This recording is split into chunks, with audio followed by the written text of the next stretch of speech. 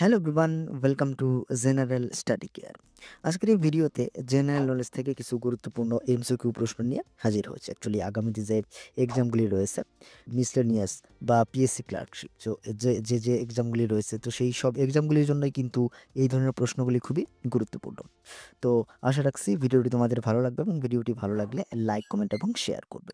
আর channel নতুন হয়ে থাকলে চ্যানেলটিকে অবশ্যই সাবস্ক্রাইব করবে। এছাড়া এই ভিডিও যদি পিডিএফ ফাইল ডাউনলোড করতে চাও তাহলে টেলিগ্রাম গ্রুপ জয়েন করে ডাউনলোড করতে পারো। টেলিগ্রাম গ্রুপের যে লিঙ্ক সেটি ডেসক্রিপশন বক্সে দেওয়া আছে। তাহলে চলো প্রশ্নগুলি আলোচনা করা যাক। প্রথম প্রশ্ন হচ্ছে, কোথা থেকে কোথায় প্রথম বৈদ্যুতিক ট্রেন চালু হয়? তো এখানে সঠিক উত্তর হবে কি অপশন বি, মুম্বাই থেকে কুর্লা। অ্যাকচুয়ালি এই যে ভারতে প্রথম বৈদ্যুতিক ট্রেন চালু হয় মুম্বাই থেকে কুর্লা পর্যন্ত। আচ্ছা, কত সালে চালু হয়? 1925 সালে, 3 ফেব্রুয়ারি 1925 ভারতে প্রথম বৈদ্যুতিক ট্রেন চালু হয় মুম্বাই থেকে কুর্লা পর্যন্ত। তো আমরা জানি যে ভারতে প্রথম ট্রেন চালু হয় 1853 সালে মুম্বাই থেকে থানে পর্যন্ত।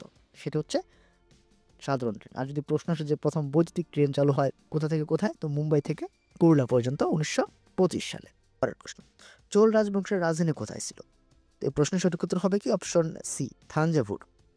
চোল রাজবংশের মূলত রাজধানী ছিল থাঞ্জাভুরে। এবং এই যে চোল রাজবংশ, তো প্রথম রাজেন্দ্র চোলকে কিন্তু চোল বংশের শ্রেষ্ঠ রাজা বলা হয়ে থাকে।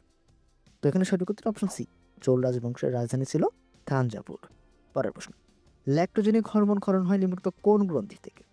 তো এখানে সঠিক উত্তর অপশন ডি, পিটুইটারি গ্রন্থি। পিটুইটারি গ্রন্থি থেকে মূলত এই ল্যাক্টোজেনিক হরমোন ক্ষরণ হয় বা ক্ষরিত হয়। পরের প্রশ্ন হচ্ছে, দক্ষিণ আফ্রিকার ঠান্ডা তৃণভূমি যে নামে পরিচিত? তো এখানে সঠিক উত্তর হবে কি অপশন সি, ভেল্ড। তো ভেল্ড তৃণভূমি দক্ষিণ আফ্রিকায় দেখা যায়, অপশন সি, ভেল্ড। আচ্ছা, যে অপশন এতে রয়েছে না পম্পাস, পম্পাস তৃণভূমি কোথায় দেখা যায়? পম্পাস তৃণভূমি দক্ষিণ আমেরিকায় দেখা যায়। আর এই যে প্রেরি, অ্যাকচুয়ালি এটা প্রেরি হবে, তো প্রেরি তৃণভূমি দেখা যায় উত্তর আমেরিকায়। আর অপশন ডিতে রয়েছে সাভানা ঘাস, সাভানা ঘাস আফ্রিকা এবং অস্ট্রেলিয়া দুই জায়গাতেই দেখা যায়। পরের প্রশ্ন, ওলন্দাজেরা ভারতের কোথায় প্রথম বসতি স্থাপন করেছিল? তো প্রশ্নের সঠিক উত্তর হবে কি option A, Machilipatnam. Option A, অন্ধ্রপ্রদেশের মছলিপত্তনমে ওলন্দাজেরা ভারতে প্রথম বসতি স্থাপন করেছিল। পরের প্রশ্ন হচ্ছে, নিম্নোক্ত কার সাথে আল বিরুনি ভারতে এসেছিলেন? তো প্রশ্নের সঠিক উত্তর হবে কি অপশন সি, মাহমুদ গজনি। মাহমুদ গজনির সঙ্গে কিন্তু এই আল বিরুনি ভারতে এসেছিলেন। অ্যাকচুয়ালি যে মাহমুদ গজনি, আমরা জানি মোট 17 বার মাহমুদ গজনি কিন্তু ভারত আক্রমণ করে। 1000 সাল থেকে 1026-27 সাল পর্যন্ত মোট 17 বার মাহমুদ গজনি ভারত আক্রমণ করে। এবং এই মাহমুদ গজনির সঙ্গেই কিন্তু আল বিরুনি ভারতে এসেছিলেন। আচ্ছা, আল বিরুনির এই রচনা, অর্থাৎ আল বিরুনির যে গ্রন্থগুলি রচনা করেছেন তার মধ্যে উল্লেখযোগ্য হচ্ছে তারিক-ই-হিন্দ। এবং এই যে আল বিরুনির রচনা তারিক-ই-হিন্দ, এখানে মাহমুদ গজনির ভারত আক্রমণ সম্পর্কে জানা যায়।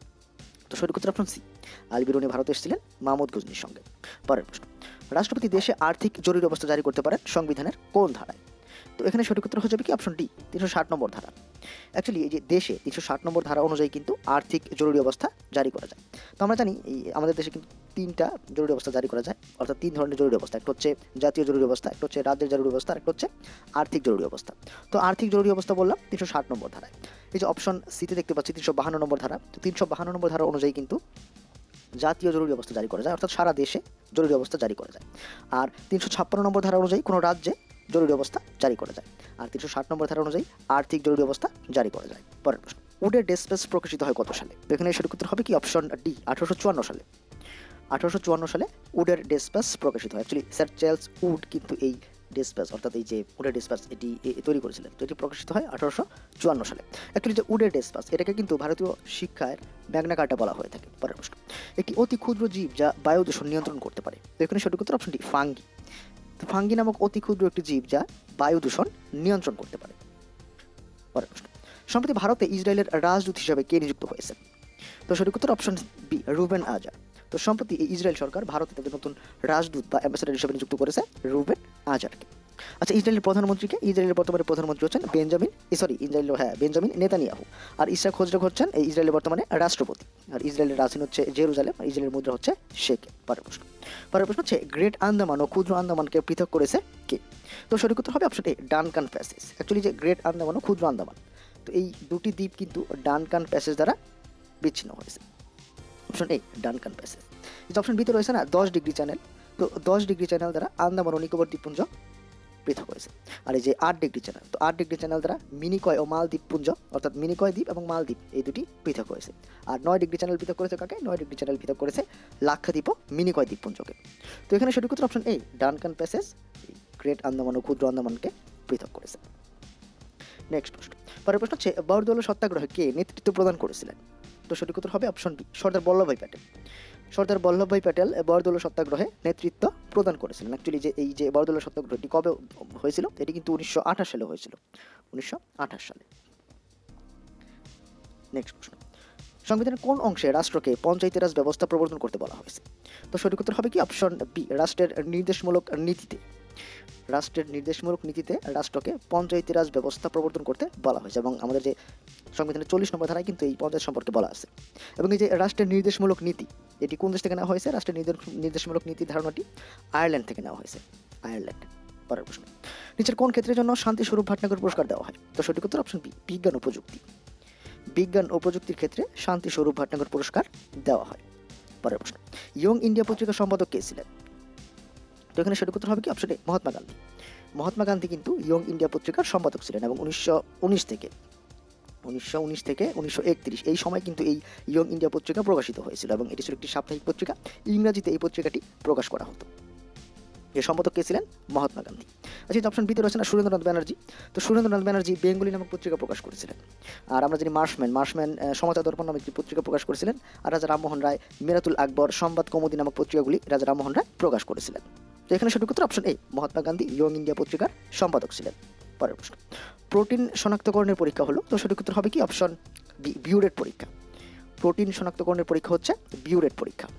নেক্সট প্রশ্ন, তেজস্ক্রিয়তার আবিষ্কারককে? তো এখানে সঠিক উত্তর হবে কি অপশন বি, হেনরি বেকুইরেল। হেনরি বেকুইরেল তেজস্ক্রিয়তা আবিষ্কার করেছিলেন।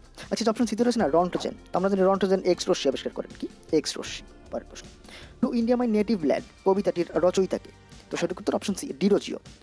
Two India my native land নামক কবিতা বা বইয়ের রচয়িতা হচ্ছেন ডিরোজিও। অ্যাকচুয়ালি যে ডিরোজিও, ইনি কিন্তু একাডেমিক অ্যাসোসিয়েশন প্রতিষ্ঠা করেছিলেন 1928 সালে।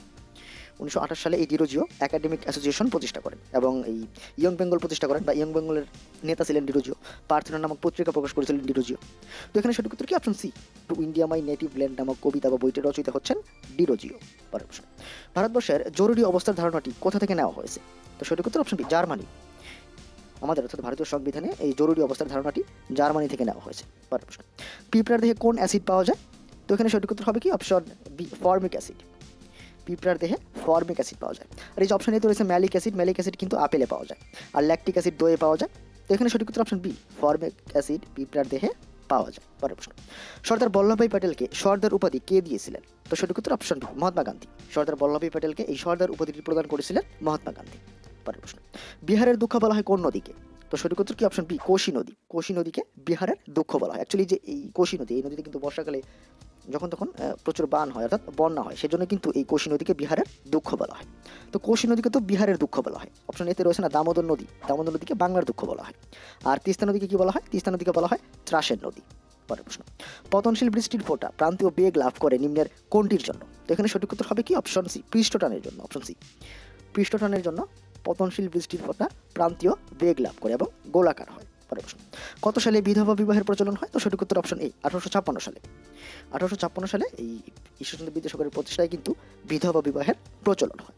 তো বন্ধুরা, ছিল আজকের ভিডিও, যেখানে এই জেনারেল নলেজ থেকে কিছু গুরুত্বপূর্ণ এমসিকিউ প্রশ্ন আলোচনা করলাম। তো আশা রাখছি ভিডিওটি তোমাদের ভালো লেগেছে, এবং ভিডিওটি ভালো লাগলে লাইক, কমেন্ট এবং শেয়ার করবে। আর চ্যানেলে নতুন হয়ে থাকলে চ্যানেলটিকে অবশ্যই সাবস্ক্রাইব করবে। পরের ভিডিওতে অন্যান্য প্রশ্নাবলী নিয়ে হাজির হব। আজকের ভিডিওটি দেখার জন্য ধন্যবাদ।